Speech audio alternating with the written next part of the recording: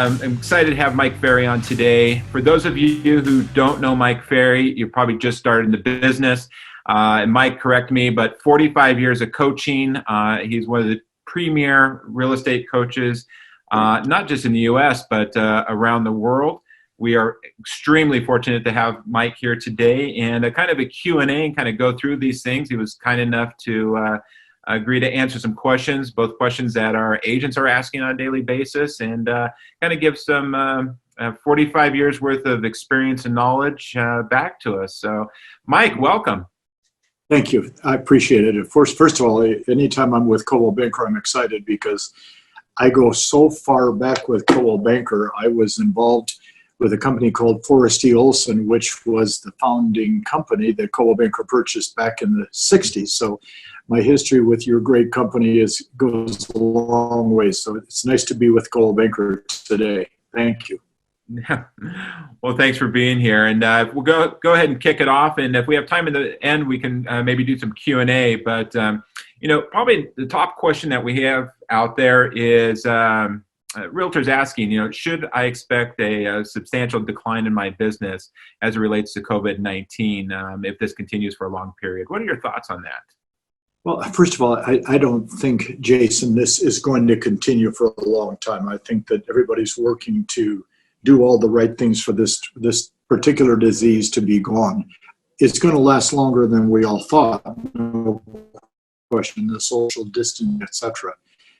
But I'm very, very adamant about this. I think in terms of real estate production, worst in the month of April that we're going to see from this disease. January, February were pretty strong. First 2 weeks of March were okay, and then it kind of fell down in the last 2 weeks of March, and then it really came to a head, the seriousness in April. So I think we've seen the worst. But here's the challenge we face. We probably have still today too many real estate agents for the number of transactions that we do on a national level. And, unfortunately, I know a lot of the Coldwell Banker brokers that I work with are, Peter, yourself, Jason, you're always doing something to keep your agents active. But most agents are not active, whether it be Coldwell Banker or any other one of the major companies. They're hiding. They're afraid to, participate. So those people are going to have a problem. I mean, you can't go 2 months without being involved and expect to come out of this thing shining. So what I guess the biggest message I can give everybody is this. Worst case scenario, Jason, in the U.S. this year, we'll have 4 million transactions. We'll probably 4.5 million realistically. 4 million transactions, as you and I know, is 8 million commission checks will be distributed to professional real estate agents.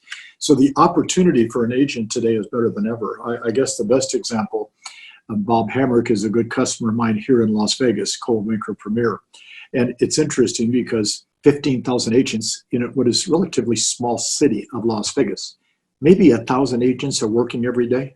Maybe 1,000. So most people are out working. So per person productivity for those working should improve as this thing starts to go away. It comes down to 3 words. It comes down to their ability to maintain a strong mindset. It comes down to their ethics in terms of how they choose to work. And it comes down to their skills. And if they have good skills and they have a good work ethic and their mindset is reasonably strong, they're going to be okay. Now, it's our job, yours and mine, and Peter's and all the leadership to keep reassuring them it's going to be okay. Because it's going to be okay. There's no question about it. No, thanks. In fact, that leads me into another question. You talk about mindset. Obviously, with offices closed, a lot of people working from home right now. A question becomes, what type of schedule do I keep? Because obviously, working from home, there can be distractions. Talk to me about working from home, scheduling, mindset. What's interesting is this question, because of our 2 months now of home isolation for most of the country. And I have a little advantage. As you mentioned, we operate also in Europe and in Russia. Europe, of course, Italy, which is our headquarters, was hit with this back in November and December. So they've been home isolated for 3 or 4 months. So schedule becomes a major factor. But here's what I want to share, and I think the agents will smile. A real estate office is a safe haven for a real estate person to hang out. Nice headquarters, nice locations, nice people, management, assistants, staff, computers. Starbucks is next door. I mean, how can you beat being in a real estate office? And you really don't have to do anything and still be in the office, because you can look like you're an active real estate agent. At home, all of our little crazinesses are exposed because we're by ourselves. So the challenge we have now is, what do we do? So you're going to love how I answer this. I'm telling every real estate person that has family at home with them, 8:30, 8:45, have a family sales meeting. Invite the husband and the kids, or the wife and the kids, and then just simply say, I need 1 hour from 9 to 10 to do my job in complete silence. I need to make sure that I can do my job. I can focus. My job is to produce for the family. Then at 10 o'clock, 30-minute break, help the children, help your spouse, take care of your house, etc. 11 o'clock, 1 hour again. So I'm asking agents to, Jason, do that 3 times a day. Now, you have a pretty good sized sales force out in what we call the Victorville Valley. How many total salespeople now in the company do you have? About 150. Can you imagine if all 150 worked 3 hours a day? The production of the company would double, because it's a business where they can look like they're working and not do anything, and that's just the nature of our industry. So I'm asking schedule-wise 3 1-hour segments a day, and then take the break to make sure the household, the children, the schoolwork, your spouse, everything is going to be okay. It's a tough schedule, but that's what they have to follow. Yeah, it's good advice. I guess switch gears a little bit. I get calls from our agents, and it's about deals that are currently in place. Buyers concerned that prices may drop, and looking to us as experts. And how would you respond? With there's fear. Now, mind you, we come out of the Great Recession. It's in the rearview mirror. It's 10 years ago, but we all have a little burning sensation in the back of our mind. God forbid this will happen again. Sure. So the question we get is, do you anticipate prices dropping? And I'd love to hear your response on that. Well, Peter and I have known each other a long time. Corey is a 35-year friend of my wife and mine, a customer of ours. We've only recently met through Tony Smith, and that was a wonderful thing for us to be able to meet you through Tony. I will tell you that for the first time in my life, an inventory shortage is to our advantage, because the inventory shortage is what stabilizes prices. It goes back to basic economics. It goes back to supply and demand. In 2009, everything in the world was for sale, so the prices fell through the floor. We lost 60% of our equities in our homes, and as a result, it was a disaster for real estate. But this is a whole different environment we're in today. I was on a phone call this morning with a large company of 1,500 agents in Atlanta. And they presently in Atlanta, they have a 5-week supply of inventory for that entire city. Well, that's almost like a day's worth of inventory. It's a disaster. So our lack of inventory is a biggest advantage to the agents. Those that take listings, it's a huge advantage because everything sells quick. But second, the lack of inventory is advantageous because it helps us get a buyer to make a decision faster. And a lack of inventory is a huge advantage to a seller because the demand for their home is more. So, for the first time in probably most of our lives, a lack of inventory actually is an advantage. So I want to share something. I grew up in Orange County. I went to 12 years of Catholic school.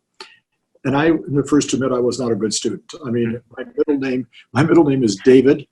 I got all D's. So I thought they were just recognizing my name on my report card. Until my junior year, I took a class in economics and I got an A, because I liked it. It was intriguing to me.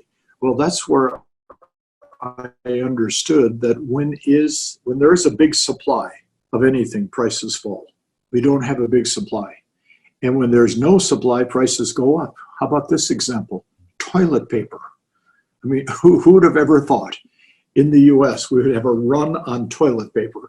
But, when the supply is down, the demand goes up. So I want to reassure all of the great agents at CB that we don't have to worry about prices, okay?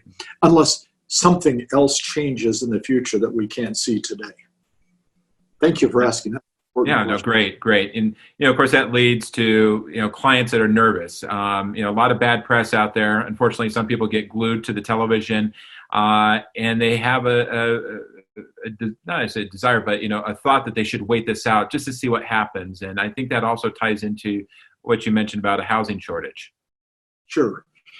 Well, you and I both know that the most important thing for a buyer or seller in relationship to the agent is the motivation of the buyer and seller. So if the motivation is there, and we find that out through the pre-qualifying process, the motivation is there, they're in the right now bucket over here. Okay, we got to pay attention to those people because there's commission checks and lives at stake. But it's the ones that are in bucket B, which are the ones that are giving us the excuse of the day, which is we want to wait, Jason, until this virus passes. But we have to understand that people by nature have excuses for everything. And the newest one is we're waiting for the virus. But here's what I'm telling the agents today. And I saw Corey Shepard is on the call, and I'm waving to Corey because he's a 30-year friend of mine, and nice to see his name on the call. But Corey, when I say what I'm going to say next, Corey and Peter and Tony Smith will probably go, whoa, are you sure Mike Ferry is not possessed? Boy, this is weird what he's saying today. I want them to keep all those leads that are people that want to do something in the future. And I want them to follow up every 7 to 10 days. And I want them to communicate, market updates, neighborhood reports, market statistics. Because these people, when the floodgate opens, Jason, they're going to come back and buy a home and list their home with your agents. Absolutely. But they're going to pick the agent they've got the best rapport and relationship with. And that will be the agent that gives them the best information for the next 30, 60, 90 days. So the communication. Now, I'm going to say something else. And again, I know Peter will smile when I say this because we've known each other a long time. I am saying to agents today, the 3 most important words: empathy, kindness, and understanding in dealing with the prospect. We've got to have the empathy to understand that they are afraid because this disease is different. I had a broker last week say to me the following: when have we ever in our lives, Jason, walked outside, touched something, and potentially got sick? It's never been around. We've never experienced that.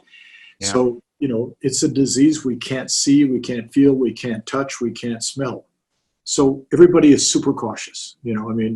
I was in the doctor's office this morning for a couple of hours. The doctors are wearing masks. I'm wearing a mask. Everybody's wearing masks. We're wearing rubber gloves.